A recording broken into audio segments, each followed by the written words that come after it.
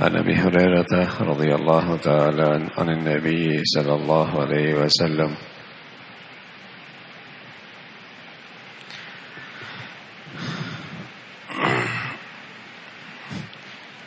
وبين صبي يرضع من أمه فمر رجل راكب على دابة فارهة وإشارة حسنة فقالت أمه اللهم اجعل ابني مثل هذا. یا اللہ کے نبی صلی اللہ علیہ وسلم نے تیسرے بچے کا تذکرہ کیا. ایک تو وہ بچہ تھا حضرت عیسیٰ ابن مریم علیہ السلام جنہوں نے بچپن میں گفتگو کی. پھر وہ حضرت جریج کی پاک دامنی کے لیے ایک بچہ آیا اور اس نے اس بچے کے پیٹ پہ انگلی رکھی. بچہ بول پڑا کہ میں فلاں کا بیٹا ہوں. یا اللہ کے نبی صلی اللہ علیہ وسلم نے تیسرے بچے کا تذکرہ فرمایا جس نے بچپن میں گفتگو کی. اور پیارے رسول صلی اللہ علیہ وسلم نے فرمایا کہ پچھلی قوموں میں ایک خاتون تھی اور وہ اپنے بچے کو دودھ پلا رہی تھی. حضرت ابو ہریرہ فرماتے ہیں رضی اللہ تعالیٰ عنہ، اللہ کے نبی جب یہ واقعہ سنا رہے تھے دودھ پلانے کا تو مجھے ابھی یاد ہے کہ آپ اپنی یہ شہادت کی انگلی اپنے منہ میں ڈال رہے تھے، یوں ڈال کر سمجھا رہے تھے اور یوں ڈالا اور پھر نکالا. تو بچے نے اپنی ماں کا دودھ پی رہا تھا. تو اتنے میں ایک شخص سامنے سے گزرا، شاہانہ لباس میں، بہت بڑھیا سواری پر، تکبرانہ انداز. تو ماں نے جب اس کی یہ شان و شوکت دیکھی تو دعا کر لی اللہم اجعل ابنی مثل ھذا، اللہ میرے بیٹے کو بھی ایسے ہی بنانا. تو بچہ اس نے اپنی ماں کی چھاتی چھوڑی، دودھ پینا چھوڑا. واقبل الیہ، اس شخص کو دیکھا، فنظر الیہ، اور پھر کہا اللہم لا تجعلنی مثلہ، اللہ مجھے اس جیسا نہ بنانا، اللہ مجھے اس جیسا نہ بنانا. ثم اقبل علی ثدیہ، پھر دودھ پینے لگا. فجعل یرتضع، پیتا رہا. تو اسی طرح اس کے پاس سے ایک جاریہ، ایک باندی کے پاس سے گزرے. لوگ اسے مار رہے تھے، برا بھلا کر رہے تھے، تو نے زنا کیا ہے، تو نے چوری کیا ہے. وہ کہہ رہی تھی حسبی اللہ ونعم الوکیل، میرا اللہ مجھے کافی ہے اور وہ میرے لیے بہترین کار ساز ہے. تو ماں کہنے لگی اللہ میرے بیٹے کو اس جیسا نہ بنانا، اس جیسا نہ بنانا. پیارے رسول صلی اللہ علیہ وسلم نے بتایا ہے کہ اس بچے نے اپنی ماں کی چھاتی چھوڑی، دودھ پینا چھوڑا اور کہنے لگا اے اللہ مجھے اس جیسا ہی بنانا،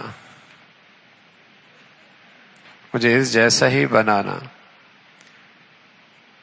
اب ماں اپنے بیٹے کی طرف متوجہ ہوئی، ان کی آپس میں گفتگو ہونے لگی.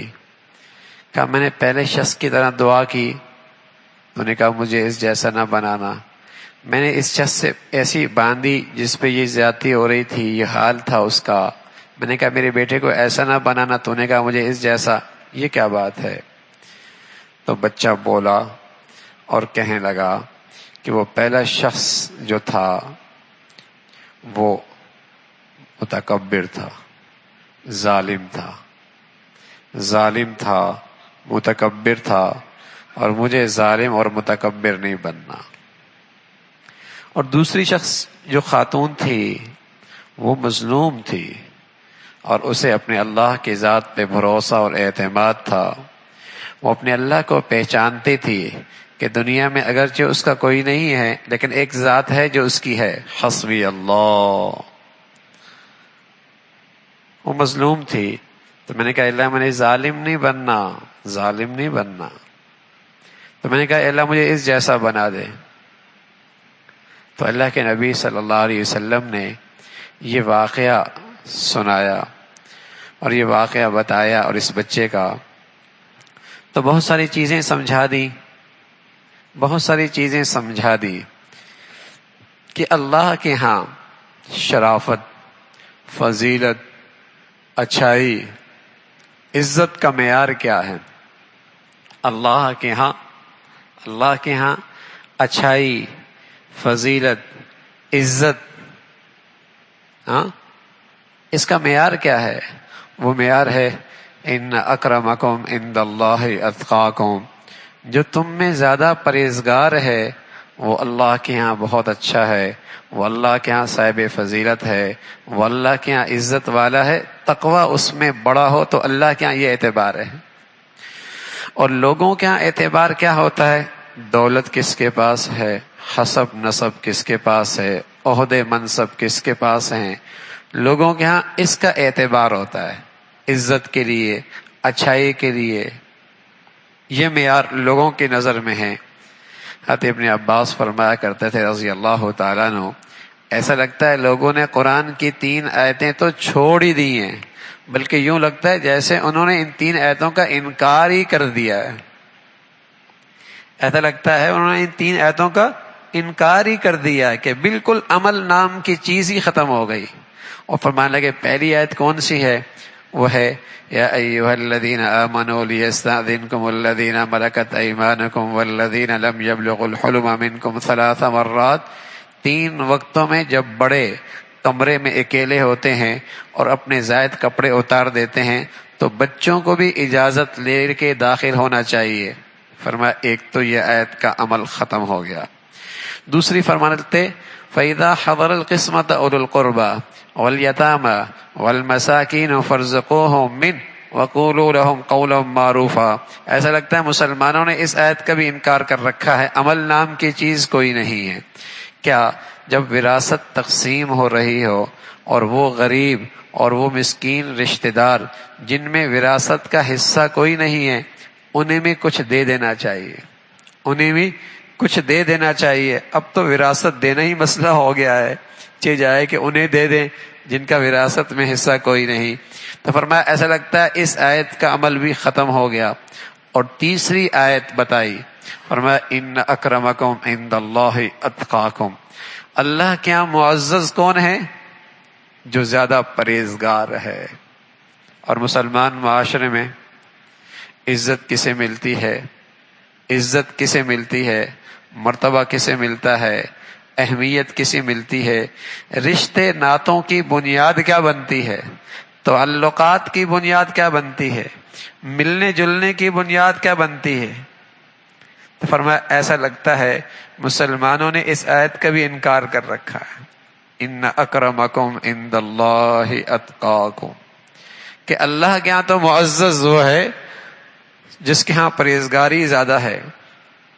سہل فرمانے لگے رضی اللہ تعالیٰ عنہ کہ ایک شخص حضور علیہ الصلوۃ والسلام کے پاس سے گزرا، آپ نے فرمایا ما تقولون فی ھذا، اس شخص کے بارے میں کیا کہتے ہو؟ کہنے لگے یا رسول اللہ یہ اس لائق ہے کہ اگر نکاح کا کہیں پیغام دے لوگ من اہل النار، 2 قسم کے گروہ جہنمی ہیں، فلم اراہما، اللہ کے نبی فرمانے لگے ایسی مخلوق میں نے دیکھی نہیں ہے۔ سبحان اللہ، صحابہ رضوان اللہ اجمعین اللہ کے نبی کو اس بات کو مان گئے، اگرچہ ان گلی محلوں میں اور ان کے سڑکوں اور بازاروں میں ایسی مخلوق تھی نہیں، لیکن فرمایا یہ 2 گروہ ہیں جو اس امت میں آئیں گے اور جہنمی ہوں گے۔ لم اراہما، میں نے نہیں دیکھا۔ فرمایا ایک وہ ہوں گے قوم معہم سیات کاذناب البقر یضربون بها الناس، ایک وہ ہوں گے جن کے پاس گائے کے اونٹ کی طرح، گائے کی دم کی طرح بڑے بڑے کوڑے ہوں گے اور لوگوں پہ ظلم کر رہے ہوں گے۔ یہ ظالم ہوں گے، یہ ظالم ہوں گے، متکبر ہوں گے، حق کو ٹھکرانے والے، ظلم کرنے والے۔ دوسرا فرمایا نساء کاسیات عاریات، وہ عورتیں ہوں گی جو کپڑے پہنی ہوئی ہوں گی پھر بھی بے لباس ہوں گی۔ نساء کاسیات عاریات، کپڑے پہنی ہوئی ہوں گی پھر بھی بے لباس ہوں گی۔ وہ مخلوق اللہ کے نبی نے دیکھی نہیں ہے لیکن کہا ہے اور آج نظر آ رہی ہے۔ کپڑے پہنے ہوئی ہیں، اتنے چست ہیں جسم اندر سے جھلکتا ہے، اتنے باریک ہیں ساری جسم کی باڈی نظر آتی ہے، اتنے مختصر ہیں کہ پہننا نہ پہننا برابر ہے۔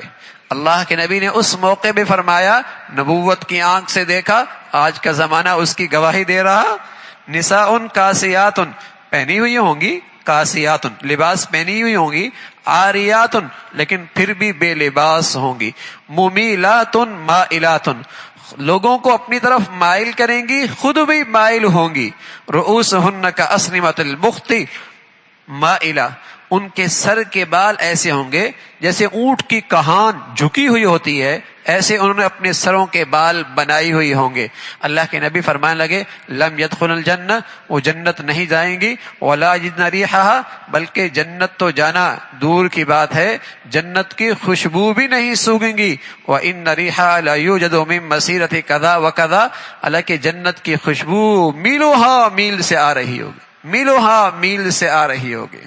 یہ وہ مخلوق ہے بطر الحق ان یستنکف مستنکف عن طاعت اللہ، یہ وہ مخلوق ہے جو اللہ کی اطاعت سے ناک چڑھائے، اللہ کی اطاعت سے ناک چڑھائے، یہ تکبر ہے، یہ تکبر ہے، یہ تکبر ہے۔ اور پہلا گروہ اس میں تکبر بھی ہے اور ظلم بھی ہے، تکبر بھی ہے ظلم بھی ہے۔ تو رسول اللہ صلی اللہ علیہ وسلم نے بتایا کہ تکبر اور ظلم جہنمیوں کے دو نمایاں علامات ہیں۔ فرمایا بتاؤں جنتی کون ہے، بتاؤں جنتی کون ہے؟ رسول اللہ صلی اللہ علیہ وسلم فرمانے لگے کل ضعیف متضعف وہ کمزور جس کو لوگ بہت ہی معمولی سمجھیں، جسے لوگ بہت ہی معمول سمجھیں، لیکن وہ ایسے اللہ کے پیارے ہوتے ہیں اللہ پہ قسم کھائیں تو اللہ ان کی قسم کی لاج رکھ لے، اللہ پہ قسم کھائیں کہ اللہ ایسا کر دیں گے تو اللہ ان کی قسم کی لاج رکھ کے ایسا کر دیتے ہیں۔ لیکن لوگوں کے نظروں میں بس اوقات وہ بہت معمولی۔ الا اخبرکم باہل النار فرمایا جہنمی بتاؤں؟ کہ یا رسول اللہ ضرور بتائیں۔ فرمایا کل عتول بد اخلاق آدمی، سخت مزاج آدمی اور متکبر آدمی، متکبر آدمی۔ فرمایا یہ جہنمیوں کی علامات ہیں جو رسول اللہ صلی اللہ علیہ وسلم نے بتائی ہیں۔ تو اللہ کے نبی صلی اللہ علیہ وسلم نے بتایا کہ تکبر یہ ایسی چیزیں اگر تھوڑی بھی ہوگی تو اس شخص کو بہت نقصان دے گی، بہت نقصان دے گی۔ آپ علیہ الصلوۃ والسلام فرمایا کرتے تھے کہ جس شخص میں ذرائی کے برابر بھی تکبر ہوگا اللہ اس کو جنت میں داخل نہیں کرے گا۔